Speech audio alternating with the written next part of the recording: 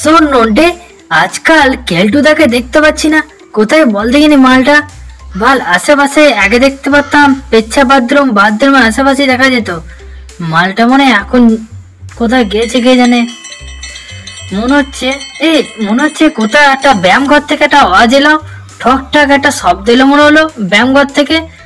চল তাহলে দেখি গে, দেখি গে তাহলে কোথা থেকে আওয়াজটা আসছে, দেখি।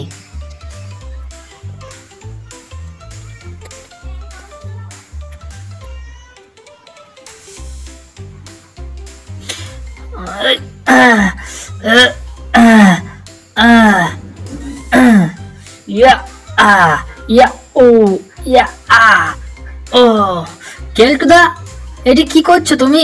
বাড়া অসময়ে ঘাম জড়িয়ে কি বাড়া ল্যান্ড মারাবেন, গান মারার চেষ্টা করছো? কি করছো বাড়া? আরে গুদমানি ভাই দুটো, তোরা কি বুঝবি বল? আমি অসময়ে ব্যায়াম করছি না, তাহলে কি করছো? গান মারামারি করছো? খানকি ছেলে দেখতে পাচ্ছি না এটা ব্যায়াম করছো? আরে গুদমানি ভাই, এইটা আমি পরোপকারী ট্রেনিং করছি। পরোপকারী করতে গেলে একটু শরীরের চর্চা করতে হয়, বুঝলি? নাহলে পরোপকারীটা হয় না। তোরা কি বুঝবি বল? ছোট ছোট দুটো বাচ্চা বানা বল, তোরা কি করবি নাকি আমার সঙ্গে পরোপকারী? কিরকম পরোপকারী জানতে চাস? আরে যাদের স্বামী বাইরে গিয়েছে তাদের বউ গুলোকে চুদবো বানা, সেইটাই তো পরোপকারী। তোরা করতে চাইলে চলে আয়।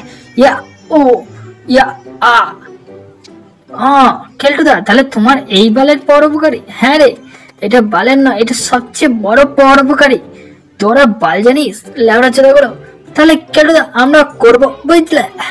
ঠিক আছে, তোরা যদি করতে চাস তাহলে আমার সঙ্গে জয়েন দে, বুঝলি? তাহলে চলে আয়, সবাই মিলে ব্যায়াম করি। কিন্তু সাবধান, আমি যা বলবো সেটাই করতে হবে কিন্তু। বেশি পথ পাকামো মারলে বাড়া লাথি মেরে দন ছাড়িয়ে দেবো গুদমানি ভাই দুটো, ঠিক আছে? নন্টে ঠিকই বলছে, কেলটুদা কথাই শোন। তাহলে